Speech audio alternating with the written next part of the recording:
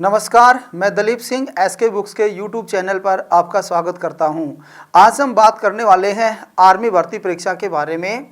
अब इस भर्ती के लिए ये बुक दिखा रखी है आपको, आर्मी सामान्य विज्ञान एसके बुक्स, जिसको पढ़ना बहुत ज़रूरी है।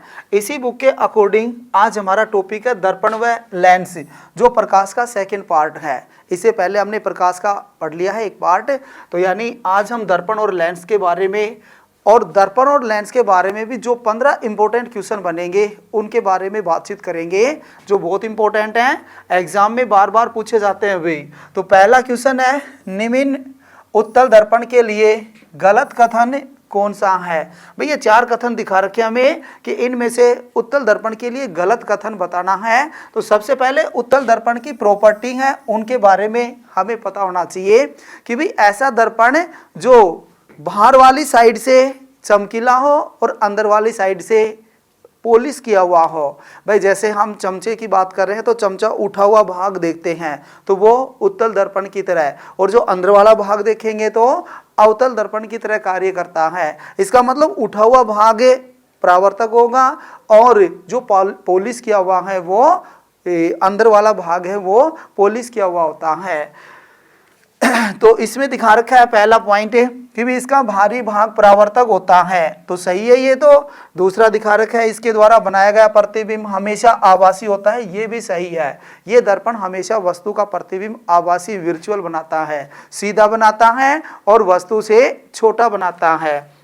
तीसरा, इसका प्रयोग ड्राइवर सीट के बगल में होता है। बहुत इंपॉर्टेंट है भाई ये पॉइंट है कि भाई इसका प्रयोग ड्राइवर सीट के बगल में होता है। क्वेश्चन पूछ लेता है कि ड्राइवर पीछे के वाहनों को देखने के लिए कौन से दर्पण का प्रयोग करता है, तो उत्तल दर्पण का प्रयोग करता है, यानी तीनों ही सही है। तो आंसर हमारा क्या होगा, इनमें से कोई नहीं। डी ऑप्शन करेक्ट आंसर है इसके लिए। ये उत्तल दर्पण की तीनों ही कथन सही है। नेक्स्ट क्वेश्चन है, समतल दर्पण की फोकस दूरी पूछा है भाई। तो समतल दर्पण कैसे बनेगा, प्लेन मिरर, यानी कि प्लेन बनता है भाई। इस तरह से एक साइड से पॉलिश किया होगा और एक साइड से परावर्तक होता है। तो यानी इसकी हम वक्रता त्रिज्या नहीं बना सकते, इन्फिनिटी होती है भाई। इसकी वक्रता त्रिज्या बनाओगे यानी स्फेरिकल मिरर नहीं बन पाता, तो यानी वक्रता त्रिज्या इन्फिनिटी अनंत है। तो इसीलिए जो फोकस दूरी है वो भी क्या होगी, अनंत होती है। तो बी ऑप्शन करेक्ट आंसर है इसका, क्योंकि जो फोकस दूरी है वो क्या होती है, त्रिज्या की हाफ होती है भाई, वक्रता त्रिज्या की आधी होती है। तो वक्रता त्रिज्या अनंत है, तो यानी इन्फिनिटी बाई 2 क्या होगा, इन्फिनिटी आता है। तो यानी फोकस दूरी भी क्या होगी, अनंत होगी। दूसरी बात, समतल दर्पण के द्वारा बनाया गया प्रतिबिंब कैसा होता है वो भी ध्यान रखेंगे। तो समतल दर्पण के द्वारा बनाया गया प्रतिबिंब काल्पनिक होता है भाई,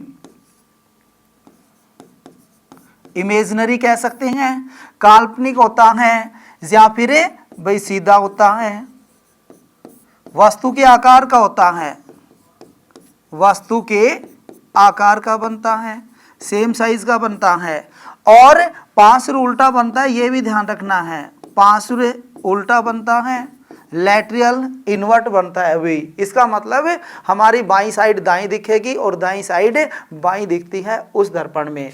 तो ये समतल दर्पण की कुछ बातें हैं, याद रखोगे कि समतल दर्पण के द्वारा बनाया गया प्रतिबिंब कैसा होता है, काल्पनिक होता है, सीधा होता है और वस्तु के आकार का होता है, और पार्श्व उल्टा होता है, और जितनी दूरी पर वस्तु रखी हुई है उतनी दूरी पर यह प्रतिबिंब बनता है। ये भी ध्यान रखना हमें। अगला पॉइंट है, समतल दर्पण के अकॉर्डिंग एक बात और याद रखोगे कि भाई कोई भी 2 समतल दर्पण है और वो एक दूसरे के कोण के प्रति झुके हुए होते हैं, यानी उन दोनों के बीच कुछ एंगल होता है, थीटा एंगल कह रहे हैं। यदि उनके बीच कोई वस्तु रख देते हैं तो उस वस्तु के प्रतिबिंबों की संख्या कितनी होगी, तो ये भी ध्यान रखना हमें। तो भाई प्रतिबिंबों की संख्या n = 360/थीटा ध्यान रखोगे। यहाँ पर थीटा क्या है, दर्पणों के बीच बनने वाला कोण होता है। भाई जैसे मैं कहूँगा कि 2 दर्पण हैं और उनके बीच जो एंगल है वो 60 डिग्री बन रहा है, तो प्रतिबिंबों की संख्या बताओ, उनके बीच जो वस्तु रखी हुई है उनके प्रतिबिंबों की संख्या बताओ। तो n = 360/60, काटो बे, काट दिए तो कितने से 6। अब यदि n का मान सम संख्या आ रहा है, यदि n सम संख्या है तो आप प्रतिबिंबों को ध्यान रखोगे भाई कि प्रतिबिंबों की संख्या क्या होगी, n-1 हो जाती है भाई। प्रतिबिंबों की संख्या n-1 होगी। तो यहाँ पर n का मान कितना, 6 सम संख्या है, तो प्रतिबिंबों की संख्या कितनी हो जाएगी भाई, 6 में से 1 घटाओ तो कितनी, 5 हो जाती है। इसी तरह से यदि n का मान विषम ही आ जाए, n क्या आ जाए, विषम संख्या आ जाए, ओड नंबर आ जाए, तो प्रतिबिंबों की संख्या भी वही होती है, नंबर्स ऑफ इमेज भी वही बनेंगे। प्रतिबिंबों की संख्या n के बराबर ही होगी यदि n विषम है तो ये पॉइंट भी हमें साथ साथ ध्यान रखना है।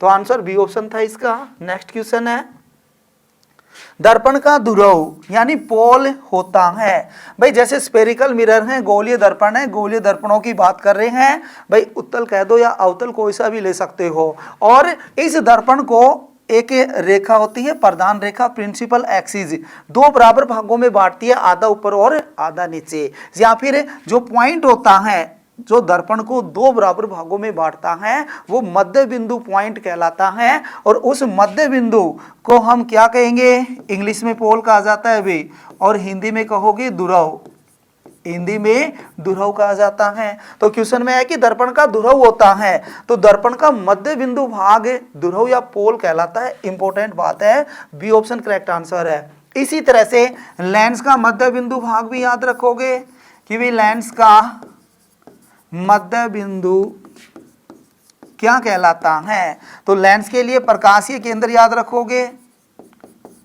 प्रकाशीय केंद्र दोनों के लिए अलग अलग है, ध्यान रखना हमें। आप लोग एक में समझ बैठते हो कि पोल जो ध्रुव है दर्पण का मध्य बिंदु है वही लेंस का है, नहीं, लेंस के लिए प्रकाशीय केंद्र कहेंगे, ऑप्टिकल सेंटर कहलाता है, प्रकाशीय केंद्र ऑप्टिकल सेंटर कहलाता है, ध्यान रखोगे। नेक्स्ट क्वेश्चन है, ऐसा दर्पण जो प्रकाश की किरणों को फैलाता हो। भाई प्रकाश की किरणों को फैलाने वाला दर्पण कौन सा है, तो उत्तल दर्पण होता है। क्यों, क्योंकि ये प्रकाश की किरणों को फैलाता है, यानी जैसे प्रकाश की किरण इसमें आ रही हैं, उत्तल दर्पण की बात कर रहे हैं, ये है भाई उत्तल दर्पण।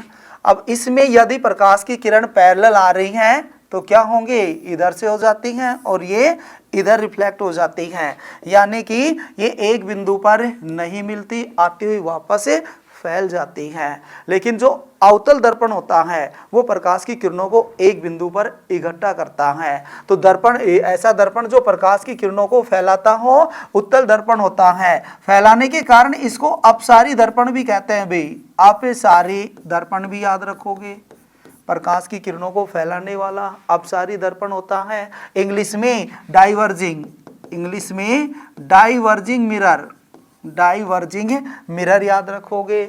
तो अवतल क्या करता है, अवतल प्रकाश की किरणों को एकत्रित करता है भाई, इकट्ठा करता है, एकत्रित करता है, इकट्ठा करता है, जिस कारण इसको अभिसारी दर्पण भी कहते हैं, अभिसारी दर्पण भी कहा जाता है। तो इन दोनों के बारे में ध्यान रखोगे तो ऑप्शन कौन सा, बी ऑप्शन करेक्ट आंसर था यहाँ पर। नेक्स्ट है, किसी वस्तु का प्रतिबिंब अपने आकार से बड़ा दिखाई देता है, तो ये किस दर्पण में होता है, तो भाई अवतल दर्पण में होगा। एक कंडीशन है, ए ऑप्शन है इसका करेक्ट आंसर। अवतल दर्पण के लिए एक कंडीशन होती है, क्या कंडीशन है भाई, कॉनकेव मिरर, ये इस तरह से पोल है भाई, यहाँ पर फोकस बिंदु और यहाँ पर केंद्र कहेंगे इसका, वक्रता केंद्र।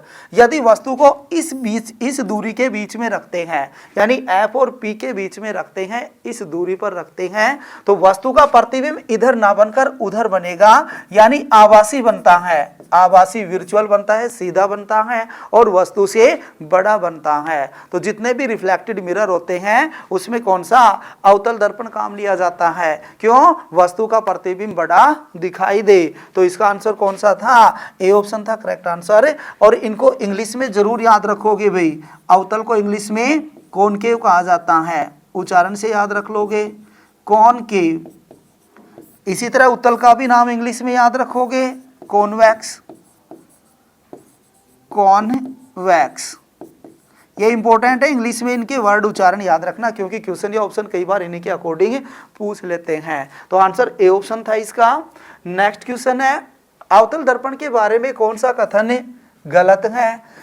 तो भाई अवतल दर्पण ऐसा दर्पण है जिसका अंदर वाला भाग परावर्तक हो और बाहर वाला भाग पॉलिश किया हुआ हो। क्या कहलाता है? अवतल दर्पण कहलाता है। यह प्रकाश की किरणों को क्या करता है? एकत्रित करता है, सिकोड़ता है। इसके द्वारा बनाया गया प्रतिबिंब वास्तविक, उल्टा और वस्तु से छोटा या बड़ा हो सकता है, लेकिन एक कंडीशन आती है, यदि वस्तु को F और P के बीच में रखते हैं तो ये आभासी और वस्तु से बड़ा बनाता है। तो यहाँ पर इसके प्रयोग के बारे में दिखा रखे हमें कि भाई कौन सा कथन इससे गलत है, संबंधित है। तो भाई ये ऑप्शन में कह रखा है कि इसका प्रयोग गाड़ियों की हेडलाइट में, टॉर्च, सर्चलाइट आदि में होता है, तो सही है, इनमें अवतल दर्पण का प्रयोग किया जाता है। सोलर कुकर में भी इसी का प्रयोग करते हैं। इसका प्रयोग दाढ़ी बनाने में भी किया जाता है, लेकिन एटीएम मशीन में नहीं होता। तो यहाँ पर कौन सा कथन गलत है पूछा है, तो ऑप्शन डी हमारा करेक्ट आंसर है यहाँ पर इस क्वेश्चन के लिए। तो यानी कि एटीएम मशीन में कौन सा उत्तल दर्पण याद रखोगे भाई? उत्तल दर्पण का प्रयोग होता है। तो डी ऑप्शन करेक्ट आंसर था। नेक्स्ट क्वेश्चन है, वस्तु कहाँ रखने पर उसका प्रतिबिंब उसके आकार के बराबर तथा केंद्र पर बनता है? तो भाई वस्तु के आकार का बनाना है और केंद्र पर ही बनाना है, तो वस्तु को कहाँ पर रखेंगे? वक्रता केंद्र पर रखते हैं भाई, कर्वेचर ऑफ सेंटर पे रखते हैं, तो वो वस्तु के आकार का बनेगा और उल्टा बनेगा और केंद्र पर ही बनता है। इंपॉर्टेंट पॉइंट है, पूछ सकता है हमारे से कि वस्तु को कहाँ रखने पर उसका प्रतिबिंब उसके आकार का वास्तविक और उल्टा बने, तो कहां पर? भाई वस्तु के वक्रता केंद्र पर रखने पर उसका प्रतिबिंब उसके आकार का बनता है। और फोकस दूरी पर रखेंगे तो भाई कहां पर बनेगा? अनंत पर बनता है, अनंत पर और बड़ा बनता है। और यदि अनंत पर रख रहे हैं तो वो फोकस बिंदु पर बनता है भाई, फोकस बिंदु पर बनेगा और छोटा सा बनता है, याद रखेंगे। फोकस बिंदु और ध्रुव के बीच में रख देंगे तो अवतल दर्पण के द्वारा बनाया गया प्रतिबिंब कहां पर? भाई दूसरी साइड बनेगा, यानी कि आभासी बनता है, वर्चुअल बनता है, सीधा बनता है और वस्तु से बड़ा बनता है। ये बातें इंपॉर्टेंट है, दर्पण के बारे में याद रखोगे। नेक्स्ट क्वेश्चन है, 4 मीटर ऊंची वस्तु का पूर्ण प्रतिबिंब देखने के लिए दर्पण की ऊंचाई होनी चाहिए। तो भी कोई भी दर्पण है, यदि उसमें किसी वस्तु का हमें पूर्ण प्रतिबिंब देखना है तो उस दर्पण की ऊंचाई कम से कम वस्तु की ऊंचाई से आधी होनी चाहिए। तो यहाँ पर वस्तु की ऊंचाई 4 मीटर है और इसको आधा करेंगे तो कितना? 2 मीटर आंसर आएगा। तो यानी ऑप्शन कौन सा? सी ऑप्शन करेक्ट आंसर है भाई, कि वस्तु यदि 4 मीटर की है तो दर्पण की ऊंचाई कम से कम कितनी? 2 मीटर होगी, तभी उस वस्तु का पूर्ण प्रतिबिंब दिखाई देगा। तो सी ऑप्शन करेक्ट आंसर था। नेक्स्ट है, निकट दृष्टि दोष को दूर करने के लिए चश्मे के लेंस होने चाहिए। तो अभी पहले तो निकट दृष्टि दोष का इंग्लिश में नाम याद रखोगे, मायोपिया, ये उच्चारण बनेगा मायोपिया। और एक नाम और बन जाता है इसका, लघु दृष्टि दोष, लघु दृष्टि दोष, शॉर्ट साइटनेस कह देते हैं इंग्लिश में लघु दृष्टि दोष को। तो 3 नाम से याद रखोगे, निकट दृष्टि दोष, इंग्लिश में मायोपिया और लघु दृष्टि दोष।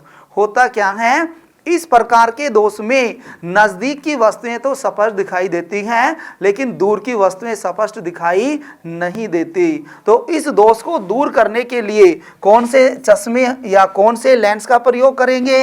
अवतल लेंस का प्रयोग किया जाता है भाई, अवतल लेंस का प्रयोग। अब जो अवतल लेंस की पावर है वो किस में? नेगेटिव में होती है भाई, जो फोकल लेंथ है वो नेगेटिव में, तो पावर भी नेगेटिव में। तो इसीलिए ऋणात्मक नेगेटिव प्रकार के चश्मे के जो लेंस हैं वो ऋणात्मक होते हैं नंबर। भाई जैसे डॉक्टर के पास जाते हैं, आंख चेक कराते हैं तो कहते हैं कि आपके आंखों के नंबर माइनस में हैं या प्लस में हैं, तो यानी वो दोष को दर्शाते हैं हमें कि आपको निकट दृष्टि दोष है या फिर दूर दृष्टि दोष है। तो फिर नेगेटिव के लिए तो निकट दृष्टि दोष, और पॉजिटिव के लिए दूर दृष्टि दोष होता है, याद रखोगे।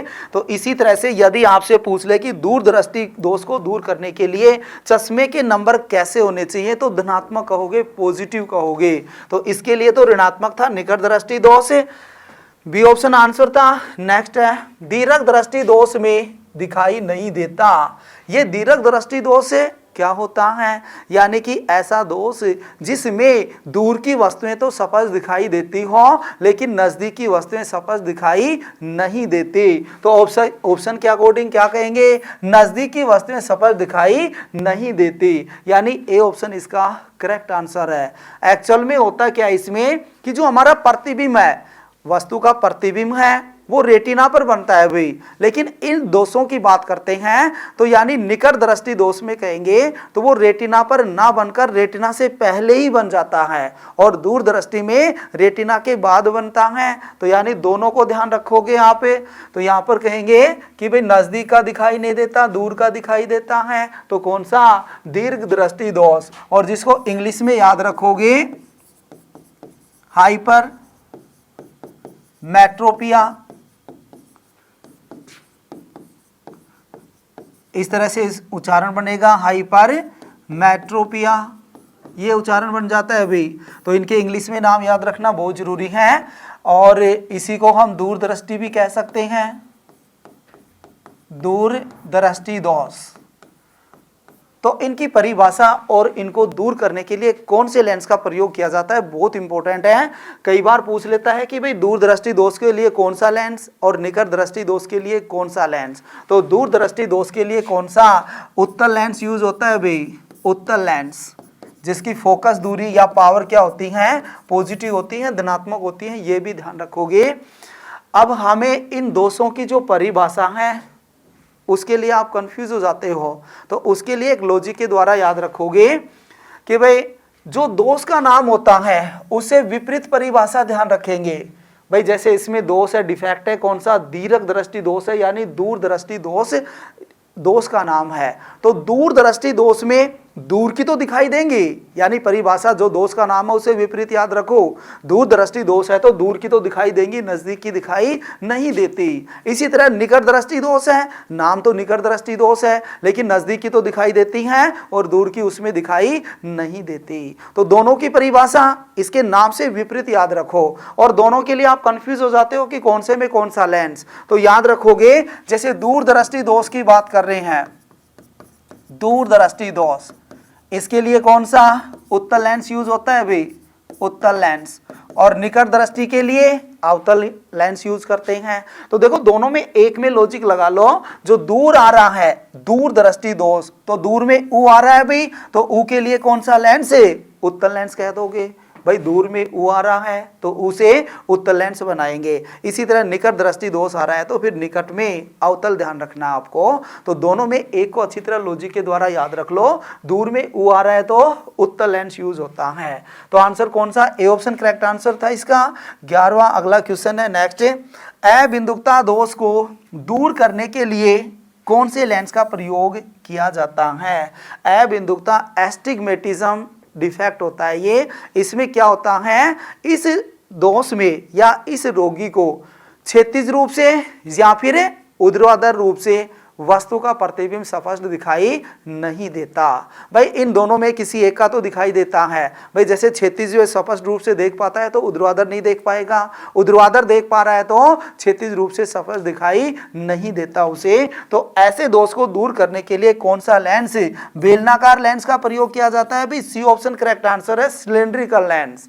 कौन सा, सिलेंड्रिकल लेंस यूज करेंगे। इसी तरह से द्विफोक्सी किसके लिए होता है भाई, जरा दृष्टि दोष, जरा दृष्टि दोष, इसको दूर करने के लिए कौन सा, द्विफोक्सी लेंस का प्रयोग करेंगे। इसी तरह से उत्तल किसके लिए बता रहे थे, भाई दूर दृष्टि के लिए बता रहे थे, और अवतल किसके लिए, निकट दृष्टि दोष के लिए बता रहे थे दूर करने के लिए।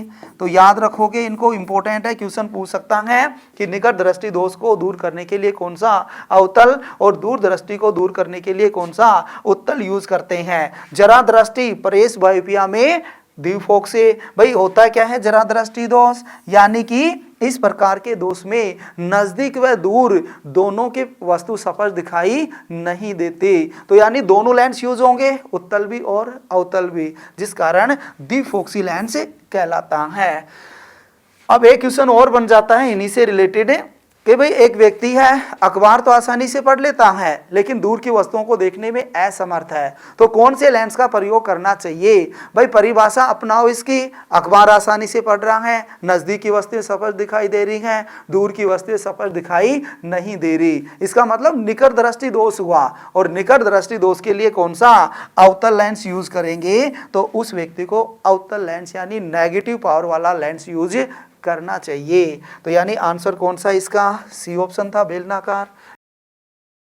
नेक्स्ट क्वेश्चन है, एक दर्पण की त्रिज्या 36 सेंटीमीटर है तो उसकी फोकस दूरी कितनी होगी?